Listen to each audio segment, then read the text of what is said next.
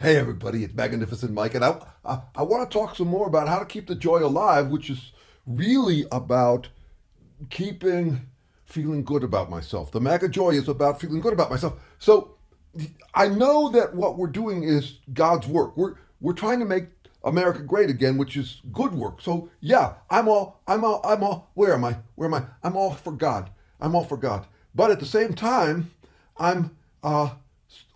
We do nasty things, guns and things that are like mean and nasty, and or so sometimes I lose some of the joy thinking, wow, I gotten pretty nasty. But then I remember, wait, you got to get nasty in order to trump the enemy, to trump the evil people.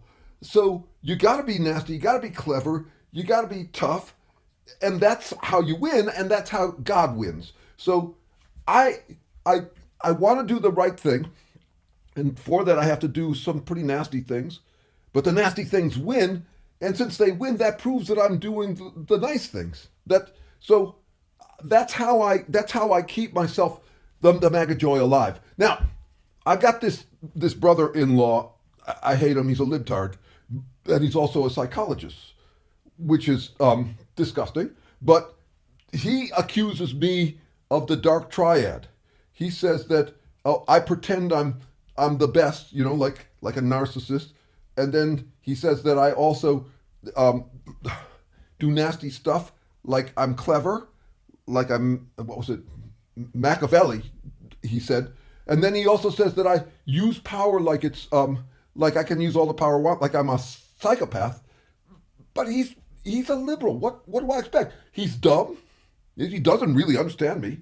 And he's bad. He's not on God's side. And he's weak. So I don't have to listen to him. All I need to know is I'm doing the best stuff. Make America great. I'm working for God. Because of that, I can do all the nasty stuff. I justified in doing it. Because of that, I can beat everybody. And that's how I create freedom to be God.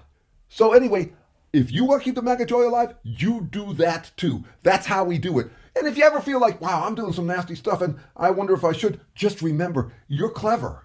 You're the smart one. You're sly. You have to do that for God, for guns, for Trump, and for your personal freedom from all doubt. Because that's what this is really about. Keeping the doubt away. Make America great again. Keep that circle going. You're right because you win. And because you win and because you're right, you can do whatever nasty stuff. It'll work out in the end because what we're after is freedom. Make America great again. Yes. The Dark Triad personality, psychopathy, narcissism, and Machiavellianism, the 3-in-1 diagnostic term psychologists use to describe people who play God, mindlessly, heartlessly, and robotically chewing through everyone in their path. What's up with this personality type? Here's a possibility, starting with the origins of life and ending with dreams of God. Organisms struggle for their own existence, making functional, fitted effort to keep themselves integrated. That's 4 traits. Functional means useful, good, valuable, beneficial for the organism. Fitted means well adapted to circumstances, situation responsive, savvy. Effort means doing work to stay functionally fitted. Integrated means homeostasis, maintaining the internal checks and balances that keep a critter alive. We humans have language, which makes our lives tricky. You've got way more to worry about than a dog does. We're an anxious species, but language also gives us the power to imagine escaping that anxiety. We can picture the idealized state of those 4 survival qualities. That's God. We imagine God as omnificent, meaning all beneficial, as omniscient, meaning all savvy, and omnipotent, meaning all powerful, able to make any effort. Now, if God is all powerful, can he make a mountain so big he can't move it? If he's all knowing, can he create a puzzle so hard he can't solve it? And what's the deal with evil? If he's all powerful, all knowing, and all beneficial, he should be able to prevent it. The theological answer is God is one. He wouldn't contradict or trick himself. He works in mysterious ways. He's got perfect integrity, no cognitive dissonance. Playing God means acting like we're all good, all-knowing, and all-powerful, which we aren't. We're somnificent, somniscient, and somnipotent. We've got some goodness, knowledge, and power. So how can we play God? With a shell game I'll call the Assholy Trinity. Since I'm a god, I should win. To win, I should sin. I'm a god since I win. Narcissism is acting like you're God, omnipotent, all good, and therefore duty-bound to be all-powerful.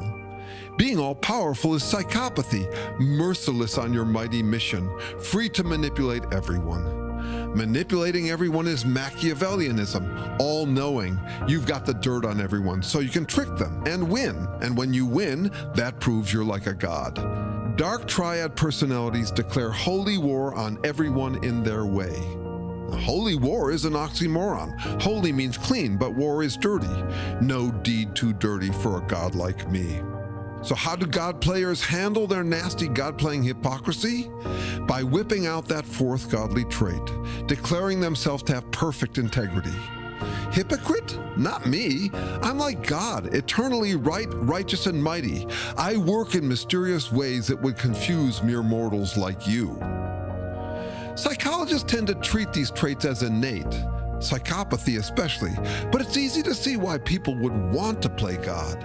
It's so much easier than being human. Holy war is one way to fall into the God-playing habit. When we declare war, we forget our own faults. Feeling righteous, we're steeled for more war.